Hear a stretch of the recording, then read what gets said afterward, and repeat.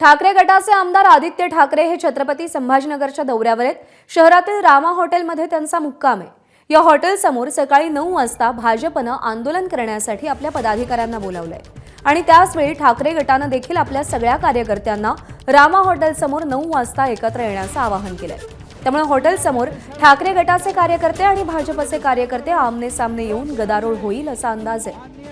कृष्णा केंडे आपले प्रतिनिधी आपल्याला अपडेट देतील। कृष्णा, हा गदारोळ होण्याची शक्यता का आहे? भाजपनं कार्यकर्त्यांना का बोलवलंय?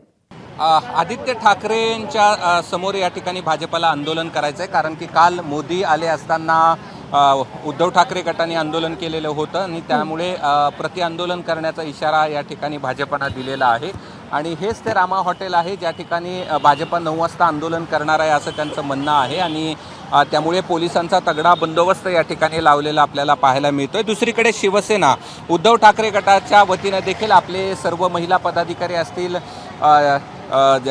जिल्हाध्यक्ष असतील, इतर जे पदाधिकारी आहेत, गटप्रमुख, या सर्वांना या ठिकाणी एकत्र या असं सांगितलंय। त्यामुळे भाजपा आणि शिवसेना या दोनही पक्षाचे कार्यकर्ते समोरासमोर येण्याची शक्यता आहे आणि कुठलाही अनुचित प्रकार घडू नये म्हणून पोलिसांनी या ठिकाणी पूर्ण रामा हॉटेलला या ठिकाणी समोरून बंद केलेला आहे आणि आतमध्ये कुणालाही सोडलं जात नाही। आदित्य ठाकरे याच हॉटेलमध्ये या ठिकाणी मुक्कामी आहेत आणि 9-9:30च्या दरम्यान ते बाहेर पडतील आणि त्याचवेळी आंदोलन भाजप करणार आहे। मात्र असा अनुचित प्रकार घडू नये, शिवसेना, उद्धव ठाकरे गट आणि भाजपा समोरासमोर येऊ नये याची दक्षता पोलिसांच्या वतीनं घेण्यात येते। मात्र भाजप आंदोलन करण्यावरती ठाम आहे आणि शिवसेनेच्या उद्धव ठाकरे गट देखील त्यांना सामोरं जाण्याची तयारी करते आहे। त्यामुळे समोरासमोर येण्याची शक्यता नाकारता येत नाही। प्रज्ञा, कृष्णा, या संदर्भातले अपडेट घेत राहू। सध्या धन्यवाद दिलेल्या माहितीसाठी।